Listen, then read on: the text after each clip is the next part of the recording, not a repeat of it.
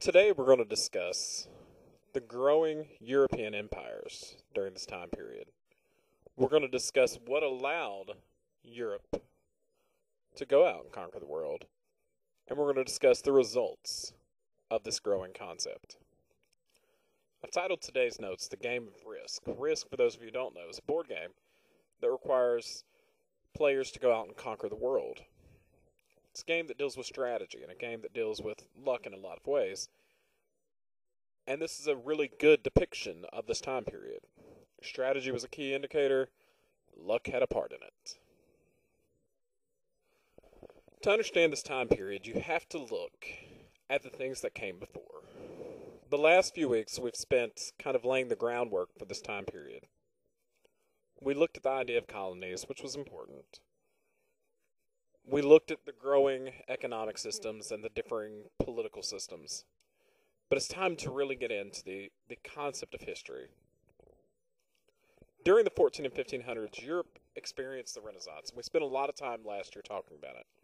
In fact, in the last 9 weeks, we talked about 3 basic concepts: the Renaissance, the Reformation, the Age of Exploration, which all occur around the same time, and all change the world. Please remember, the Renaissance was a time period of new art, new ideas, new scientific concepts. Please remember, this is the time period when Europe began getting new technologies from Asia. This is the time period when Europe began wanting to go out and explore the world. Remember, Leonardo da Vinci came up with some brilliant new concepts, and Michelangelo came up with some ideas. This is the time period when the printing press began changing the world because people could get knowledge in their hands. And a book. This was change. If you were thinking, you might ask yourself, how does this lead to colonization? How does new ideas lead to colonies? And that's a really good question. European colonization owes its roots to the idea of the Renaissance. Europe had begun to go out and find new ideas and new technologies that were around the world. At this time period, for some reason or another, much of the rest of the world was beginning to stop coming up with new ideas, and Europe was just getting all the new ideas the rest of the world had, and they were improving upon them. In 6th grade, we discussed the concept of cultural diffusion, which is this idea that you go out and you find other people's ideas and you borrow them and maybe you change them and you make them better. And this is what Europe was doing during this time. And so Europe had some technologies that allowed them to dominate other cultures very quickly, and we'll look at some of those technologies over the next few pages. I want you to look at this map, and you'll see the red is where England was. You'll see the blue is where France was, and you'll see the brown is Spain or Portugal. You can see that they began to go out and they began to dominate all around the world. Specifically, the map even shows Australia during this time period. Europe had the technology to go places. Trade and traveling had a large part to do with this also. There were several technologies that allowed Europe to begin dominating trade and traveling around the world safely. The absolute most important of these new technologies is the compass. Now, hopefully you remember in 6th grade we discussed the fact that China actually creates the compass. China discovers the concepts of magnetism, which leads to the idea of the development of the compass far before anybody else.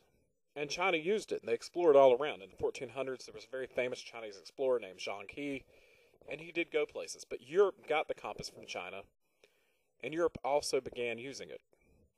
And Europeans got the astrolabe, which allowed them to help use the stars to help them navigate around the world. And these two devices allowed Europeans to go all over the place and make it back home safely. Up until this time period, this was not done. You had to stay within the sight of land, or you would get lost at sea and never be seen again. Suddenly, there were ways to find your way back home.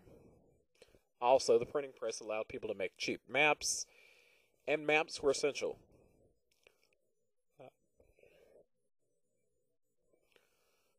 Another big idea that allowed Europeans to travel around the world was the idea of the caravel.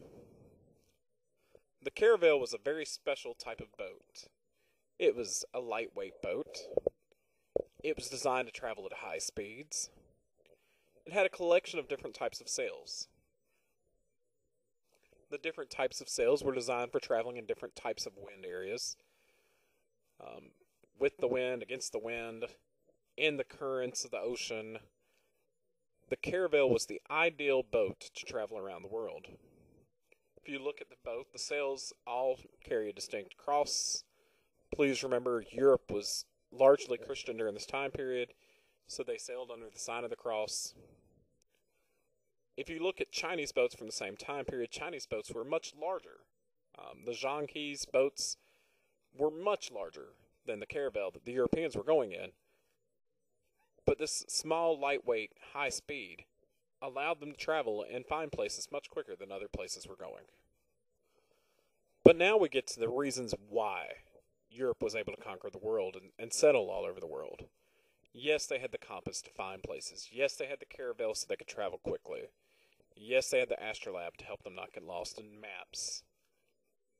But the main reason why Europe was able to go out and explore the world and dominate the world and begin to create empires that would span the entire globe was during this time period Europeans had better weapons than everybody else. Now, Europeans did not invent the gun, and Europeans did not invent the cannon. But they looked at these Chinese ideas, they looked at Muslim ideas and guns and cannons during this time period, and they took those ideas and they made them much better. They developed rifles, which are a very high-powered type of gun, but the big benefit to a rifle is the fact that as the bullet goes through, it spins around and round and round, and this helps it speed up. This was a fantastic military technology at the time. Now, please don't think that these are the types of guns we have today where you pull the trigger and suddenly within just a matter of a few seconds there are like 50 bullets flying through the air. These are still single-shot weapons. But these were a lot more powerful than other countries' guns, and most of the world was still using bow and arrows, crossbows. The cannon was very powerful, was a fantastic weapon for taking down boats or for taking down castles. These weapons were things that most of the rest of the world had never seen, and this allowed Europeans in small numbers to attack countries with much bigger numbers. But with the Americas specifically, remember that they had a secret weapon that allowed them to conquer the Aztecs and the Incas. By today's standards, it's a horribly cruel idea, but during this time period, it was what people did. They intentionally gave the natives diseases, specifically the disease of smallpox, and it wiped out most of the Native Americans. Finally, all of these ideas led to something that I like to call the spread of Europeness. The major result of European dominance was the spread of European political ideals. While the rest of the world still was buying into the notion of the divine right of kings or the mandate of heaven, some European cultures were beginning to believe in this concept of limited government, which would spread around the world because of Europeans' conquest.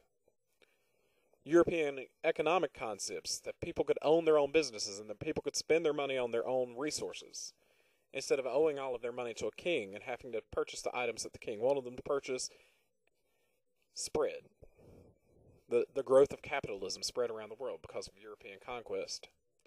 And the major belief of Europe, which was Christianity during this time period, began spreading around the world, wherever the Europeans went, to Africa, to the Americas, to Asia, to where today Christianity is the largest religion in the world. It's not the fastest growing religion in the world today. That would be Islam. And Islam is catching up with Christianity as far as global religions, but currently Christianity is still the largest religion in the world due to this time period. This is what I call Europeness. Religion, politics, and economics spread around the world.